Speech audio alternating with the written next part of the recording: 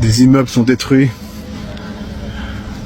La route est impraticable, les écoles sont détruites, les centres commerciaux sont détruits. En fait, tout est détruit. Tout est détruit. Et là, ils nous ont arrêtés dans le plus grand hôpital de Palestine. Le plus grand hôpital de Gaza, c'était l'équivalent de la Salpêtrière.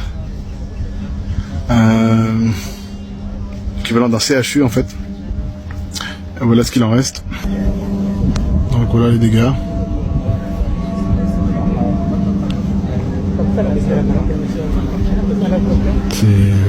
Voilà. Ici il y avait donc une fosse commune avec des centaines de cadavres abattus. Le directeur de cet hôpital est mort il y a quelques jours. Il a été torturé, enfin il a été capturé, puis torturé, puis exécuté. Voilà. Pour nous qui vivons en Europe, c'est difficile de se dire quelle est la finalité de tout ça. Tu vois, la finalité de détruire une telle structure hospitalière aussi grande. Bah finalement, si tu détruis l'hôpital, bah tu fais beaucoup plus de victimes. Beaucoup plus de victimes parce que bah, les gens ne savent plus où aller. Les gens ne se soignent plus. Tu vas encore avoir des cadavres là-dessous. Hein.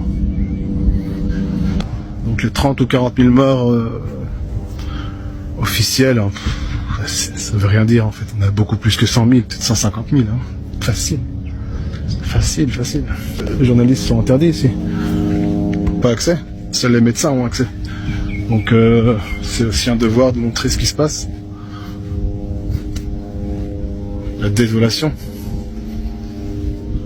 Donc, quand tu vois ça, c'est pas étonnant que les urgences dans lesquelles je travaille actuellement soient blindées. Tout le monde partout.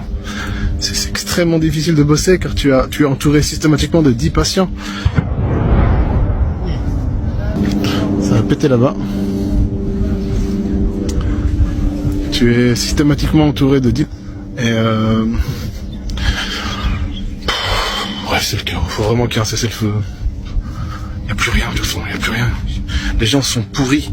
Quand je dis ils sont pourris, c'est-à-dire que ils ont des plaies chroniques, on n'arrête pas de leur amputer. Ils s'infectent tout le temps, ils sont en train de moisir en fait, ils sont en putréfaction. J'ai pas vu un seul enfant qui était pas malnutri. Tous sont malnutris. Les femmes ne peuvent plus allaiter.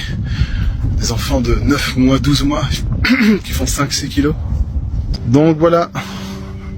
Relayé. Je pense que tout le monde est déjà au courant de ce qui se passe ici. Mais il manque de tout.